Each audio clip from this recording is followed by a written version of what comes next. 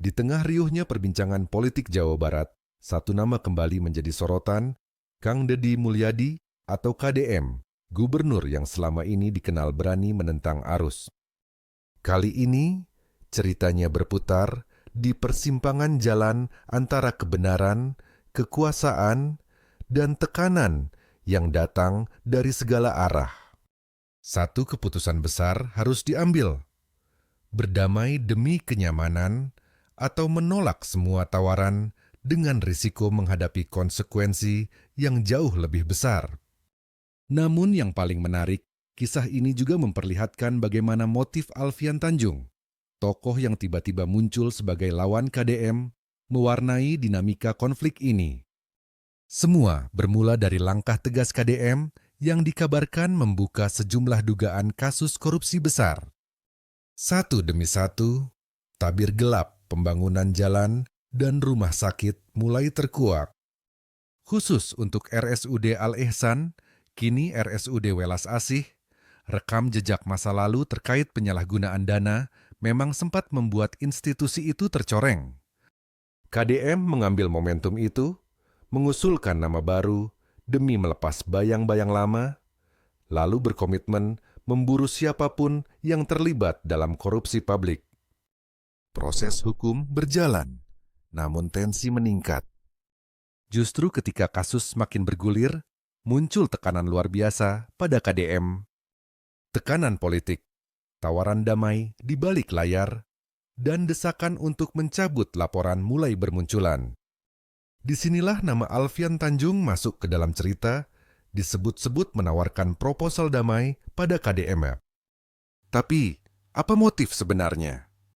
Di banyak narasi media sosial, Alfian kerap digambarkan sebagai sosok yang ingin menjaga stabilitas politik, setidaknya untuk kepentingan kelompok yang diwakilinya.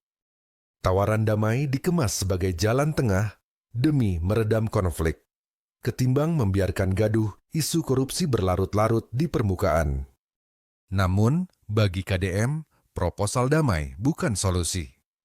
Ia tahu, kompromi seperti ini seringkali hanya menjadi dalih bagi mereka yang berkepentingan agar kebusukan tak sampai ke meja hijau. Menurut berbagai narasi, Alfian memperjuangkan perdamaian bukan demi kebaikan publik secara luas, tapi untuk memastikan posisinya dan loyalisnya tetap aman. Ada kegambangan besar jika RSUD benar-benar dibersihkan citranya.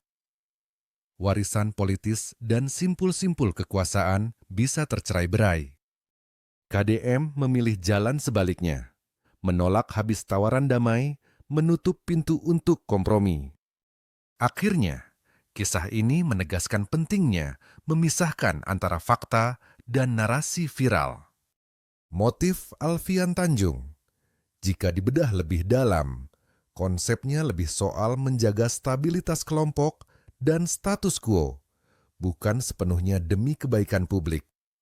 Sementara keputusan KDM menjelaskan tegaknya keadilan harus diutamakan. Dan perjuangan seperti ini harus selalu dikawal bersama.